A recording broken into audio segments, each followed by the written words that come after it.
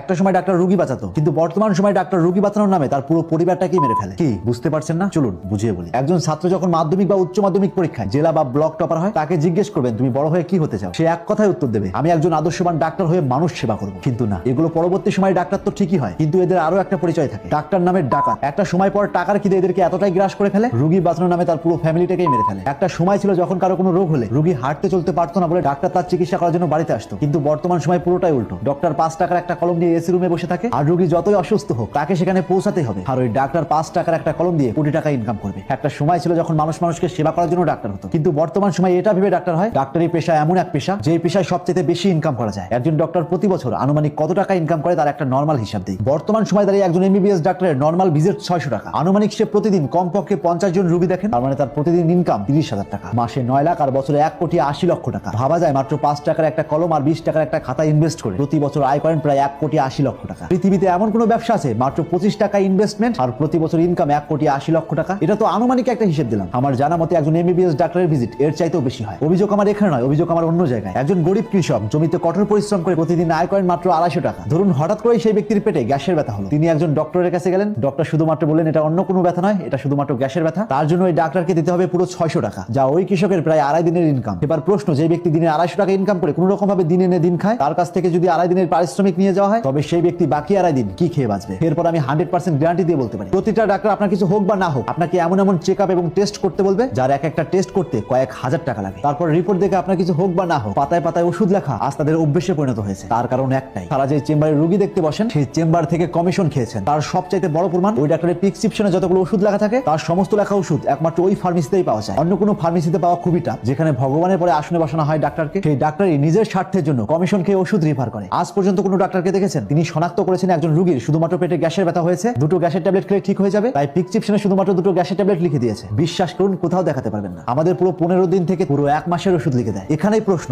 এত ওষুধ কেন লেখে? এবার আসে এগুলো কেন লেখে? এইসব ডাক্তার নামে ডাকাতদের হায়ার করে কিছু অসাধু ওষুধ বিক্রেতার ফার্মেসি। তারা ওই ডাক্তারকে বলেন যে এই ওষুধগুলো তার কাছে আছে সেগুলো যেন পেশেন্টদের রেফার করেন। দেখবেন ওই প্রেসক্রিপশনে যত রকমের ওষুধ লেখা আছে তার প্রত্যেকটা ওষুধ ওই ফার্মেসিতেই পাবেন। আর দেখবেন ওই ডাক্তারগুলোর সঙ্গে সবসময় দালাল নামক কিছু চামচা থাকে। ডাক্তার ভালো চিকিৎসা করুক বা না করুক, ওই ডাক্তারের কাছে কোনো রোগী নিয়ে আসলে মিলবে কমিশন। বুঝতে পারছেন আজ আমাদের সমাজ কোথায় দাঁড়িয়ে? পৃথিবীতে এমন কোনো মানুষ দেখেছেন যার কোনো রোগ হয়নি কিন্তু ডাক্তারের কাছে যায়, অথচ সেখানে চিকিৎসা হোক বা না হোক তাকে সেখানে নিয়ে যেতেই হবে, না হলে যে ওই দালাল নামের চামচাগুলোর বউ বাচ্চাগুলো না খেয়ে মারা যাবে। অভিযোগ আমার এখানে নয়, অভিযোগ আমার অন্য জায়গায়। এই ডাক্তার নামের ডাকাতেরা সরকারের কাছ থেকে মানে নিয়ে সরকারি হসপিটালে বসে রোগী দেখবে আর বলবে কাল আমাদের অমুক চেম্বারে আসুন, ওখানে আরো আপনাকে ভালো করে দেখতে হবে। আসলে ভালো করে দেখবে না, বরং আপনার কাছ থেকে ডাকাতি করবে। এইদিকে আপনি এবং আপনার পরিবার নিঃস্ব হবেন, আর ডাক্তার ওই টাকা দিয়ে তার বউকে আইফোন কিনে দেবে। এ তো গেল সাধারণ ঘটনা। একজন গরিব মানুষ দিনে 200 টাকা ইনকাম করে, কিন্তু এক পাতা ওষুধের দাম 400 টাকা।